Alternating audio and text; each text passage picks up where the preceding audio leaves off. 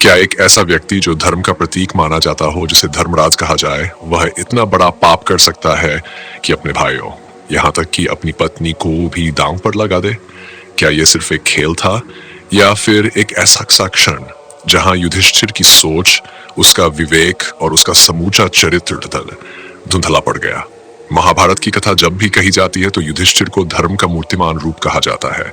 वे न्यायप्रिय थे, सत्यव्रती थे, तपस्वी थे और सबसे बड़े भाई होने के नाते उन्होंने पांडवों को एक सूत्र में बांध कर रखा।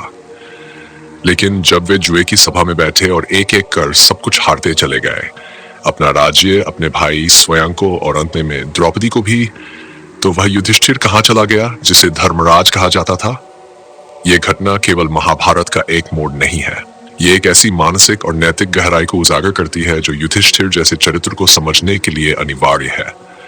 जुए की वह सभा कोई साधारण खेल नहीं था, ये कुरु वंश की राजनीति, माया और छल का केंद्र था। दुर्योधन जानता था कि युधिष्ठिर की एक कमजोरी है, उनकी अनियंत्रित आसक्ति, उनका मोह। जुए की आदत उस समय के शास्त्रों में निषेध नहीं थी, लेकिन एक राजा द्वारा इस सीमा तक जाना कि वह अपने रिश्तों को ही हार जाए, यह धर्म का पालन तो नहीं कहा जा सकता। तो सवाल उठता है कि युधिष्ठिर ने यह क्यों किया? वह क्या था जो उन्हें रोक नहीं सका? क्या वे धर्म के नाम पर मोह का शिकार हो गए, या फिर वे उस समय अपने दायित्वों और सोच के द्वंद्व में उलझ गए थे? महाभारत में यह वर्णन मिलता है कि युधिष्ठिर को जुए का शौक था, लेकिन वह शौक कब आदत बन गया और आदत कब विनाश का कारण, यह उन्हें तब समझ आया जब बहुत देर हो चुकी थी। उनका यह कहना कि वे अपने कर्तव्य के तहत राजसभा में आए कहीं न कहीं उस आंतरिक द्वंद्व को दर्शाता है कि वे अपनी स्थिति को लेकर स्वयं भी स्पष्ट नहीं थे। जब शकुनी ने चालें चलनी शुरू की, तब भी युधिष्ठिर ने कोई आपत्ति नहीं की। वे जानते थे कि सामने छल है, माया है, फिर भी वे चुप रहे। यही वह क्षण है जहां उनके धर्मबोध पर सवाल खड़ा होता है। क्या धर्म का अर्थ यह है कि जब अन्याय सामने हो तो भी केवल मौन रहो? क्या धर्म सिर्फ नियमों का पालन है, या फिर समय पर उचित निर्णय लेने की हिम्मत भी? युधिष्ठिर का सबसे बड़ा भ्रम यही था कि वे अपने धर्म को नियमों तक सीमित कर बैठे थे। उन्होंने ये नहीं समझा कि धर्म जीवंत होता है, वह परिस्थिति के अनुसार निर्णय लेने की शक्ति देता है। धर्म अगर किसी निर्दोष को कष्ट देने लगे तो वह धर्म नहीं रह जाता, वह मोह बन जाता है।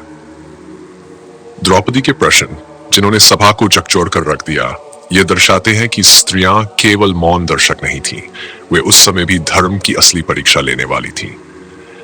जब द्रौपदी ने युधिष्ठिर से पूछा कि क्या वह पहले खुद को हार चुके थे और फिर द्रौपदी को दांव पर लगाया, तो युधिष्ठिर मौन रहे। यह मौन एक ऐसे व्यक्ति का था जो अपने ही निर्णयों के बोझ तले दब चुका था। युधिष्ठिर के इस चरित्र को केवल आलोचना की दृष्टि से देखना उचित नहीं होगा। ये वह क्षण है जहां हमें यह समझ आता है कि आदर्श कहे जाने वाले भी मनुष्य होते हैं और वे भी कभी कभी अपनी कमजोरियों का शिकार हो सकते हैं। ये एक गहरी बात है कि जो व्यक्ति जीवन भर धर्म की शिक्षा देता है, वह जब स्वयं संकट में होता है तो क्या वही सिद्धांत उस पर लागू होते हैं? शायद युधिष्ठिर के साथ यही हुआ। वे नियमों के इतने बड़े अनुयायी बन गए कि परिस्थिति की सूझबूझ से दूर हो गए। उन्होंने ये नहीं देखा कि सामने बैठा व्यक्ति कुनी जैसे चालाक और कूटनीतिजीन व्यक्ति से खेल रहा है। शकुनी ने युधिष्ठिर की इस धर्मप्रियता को ही उनके खिलाफ मुहरा बना लिया। एक और जहां अर्जुन, भीम, नकुल और सहदेव उस सभा में चुपचाप अपने बड़े भाई पर विश्वास करते रहे, वहीं युधिष्ठिर अपने निर्णयों से उन्हें दांव पर लगाते रहे।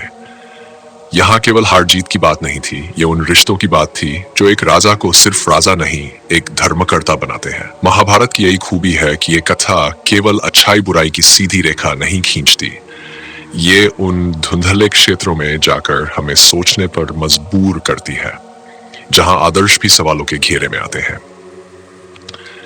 युधिष्ठिर ने बाद में अपने इस कर्म का प्रायश्चित किया। उन्होंने वनवास भोगा, कठिन तप किया और अंततः फिर से धर्म का मार्ग चुना।